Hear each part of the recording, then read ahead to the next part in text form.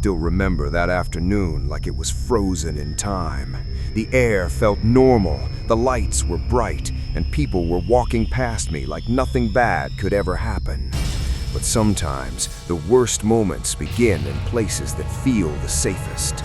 I had no idea that a simple trip to Trader Joe's would turn into the most terrifying moment of my life. Even now, years later, I can still hear her voice in my head, calm and sweet, hiding something dark behind it. I was reaching for a box of pasta when a woman suddenly spoke right next to me.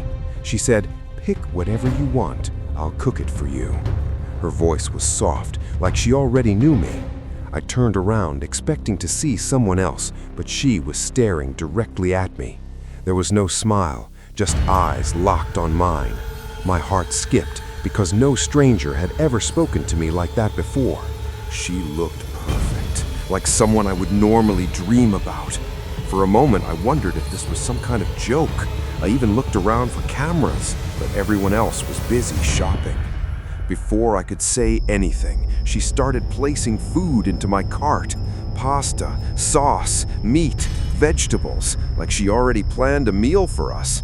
I didn't stop her because I was lonely, and loneliness makes you ignore danger. Somehow, we walked out of the store together and went to my apartment. The moment she stepped inside, she rushed into my kitchen and started cooking like she belonged there. I sat frozen on the couch, telling myself this was wrong.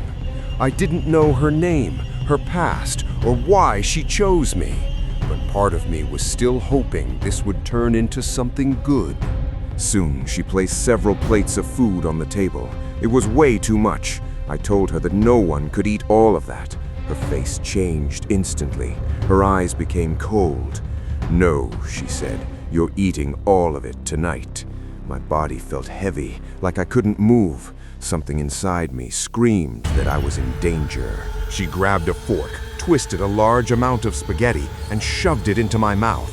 The second it touched my tongue, it burned like fire. A sharp chemical smell filled my nose. I spit it out and screamed in pain. My mouth felt like it was melting. I knew this wasn't food anymore. She calmly picked up a bottle of oven cleaner from the sink and smiled. She said she did it because my mouth smelled like other women. That was when I realized she thought I was someone else, someone she hated. I stood up, shaking, knowing she didn't see me as a person, only as her enemy. She reached for a knife and started walking toward me. I ran for the door as fast as I could. Behind me, I heard crashing sounds as she put on gloves and a mask. I ran into the street, calling 911 while my throat burned from the poison. She screamed that I still had to drink the poison. I didn't look back. My lungs felt like they were tearing apart. When I finally heard sirens, I knew I was almost safe.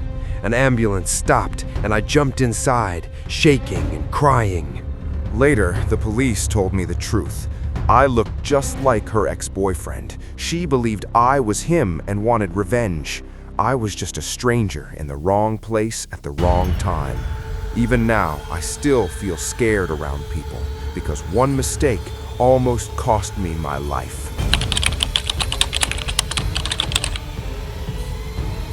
This story was told to me by my old math teacher. When he spoke about it, his voice always became quiet, like the memory still lived inside him. It happened when he was just a child, sick at home and alone, in a house far away from anyone who could help him. He didn't know that a stranger was already walking toward his door. He was lying on the couch watching his favorite game show when the doorbell rang. Back then, you couldn't pause the TV, so he ran to the door. When he looked through the small window, he saw a man standing there, staring straight at him. The man didn't wave or smile, he just waited. The boy opened the door just a little. The man asked for a pen and some paper. Wanting to get back to his show, the boy quickly brought them. But when he tried to close the door, the man stopped it with his foot and asked if he could come inside to write. The boy didn't understand the danger and let him inside. The man sat at the table and began writing letters. He kept tearing them up and throwing them away. The sound of paper ripping filled the quiet house. After some time, the man kept one letter and left. The boy threw the torn papers in the trash and locked the door. A few minutes later, the phone rang. It was his dad checking on him. While he was on the phone, the doorbell rang again. His dad heard it and told him to answer. When he opened the door, the same man was standing there. He said he needed the papers that were thrown away. The boy ran to get the papers, but when he turned around, the man was right behind him. The man had walked inside again without being invited. He sat back down at the table with the letters. The boy walked to the phone to tell his dad what was happening. Suddenly, the line went silent. He turned around and saw the man holding the phone button down, staring straight at him. The man didn't know the boy's dad could still hear everything. When the dad said he was calling the police, the man suddenly ran out of the house. The boy locked himself in his parents' room and waited until his dad came home.